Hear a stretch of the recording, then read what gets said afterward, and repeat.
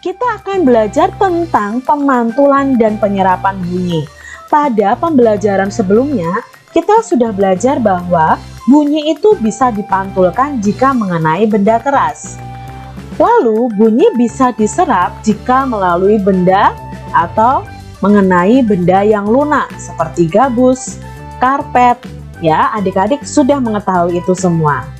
Nah, sekarang bunyi dapat dipantul dan diserap. Pemantulan bunyi. Sebuah kelereng yang kita lempar ke dinding yang keras akan mengalami pemantulan. Demikian juga dengan bunyi adik-adik. Bunyi juga dapat memantul jika dalam perabatannya dihalangi oleh benda yang permukaannya keras, seperti kayu, kaca, dinding, atau besi. Penyerapan bunyi. Bunyi juga bisa diserap. Benda-benda yang dapat menyerap bunyi adalah benda yang permukaannya lunak. Benda yang demikian disebut peredam bunyi. Misalnya karpet, goni, kertas, kain, busa, dan wol. Benda-benda tersebut dapat digunakan untuk mencegah terjadinya gaung atau kerdam.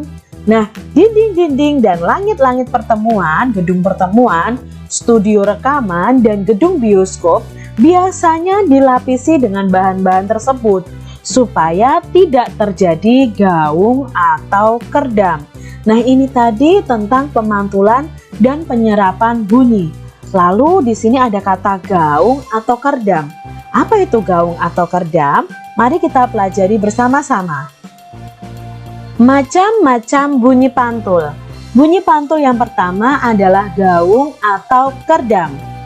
Gaung atau kerdam terjadi karena bunyi yang dipantulkan oleh dinding yang jaraknya tidak jauh dari sumber bunyi.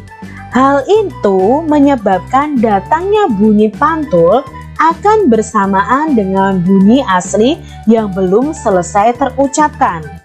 Akibatnya, bunyi pantul mengganggu bunyi asli sehingga suara yang terdengar tidak akan jelas. Ini adalah gaung atau kerdam. Nah, bunyi pantulnya itu datangnya bersamaan dengan bunyi aslinya, sehingga bunyi aslinya itu terdengar tidak jelas. Itu macam bunyi pantul yang pertama. Lalu, macam bunyi pantul yang kedua adalah gema. Nah, gema ini terjadi karena bunyi dipantulkan oleh dinding yang jaraknya sangat jauh dari sumber bunyi. Hal itu menyebabkan datangnya bunyi pantul itu setelah bunyi aslinya selesai diucapkan.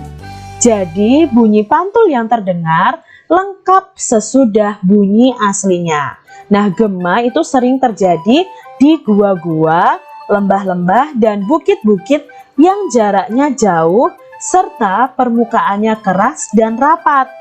Selain itu, gema juga dapat dipergunakan untuk mengukur kedalaman jurang atau gua. Nah, adik-adik, kalau gema ini, kalau kalian berteriak di sebuah gua nih, gema ini akan datang bunyi pantulnya itu seperti bunyi asli, tapi setelah bunyi aslinya. Jadi misalnya Kak Citra nih teriak, halo, nanti di dalam akan bunyi halo. Tapi setelah Kak Citra selesai nih ngomong halonya, baru bunyi pantulnya akan datang. Nah, itu ternyata gema ini bisa mengukur kedalaman jurang dan gua. Itu tadi macam-macam bunyi pantul. Demikian tadi adik-adik pembahasan.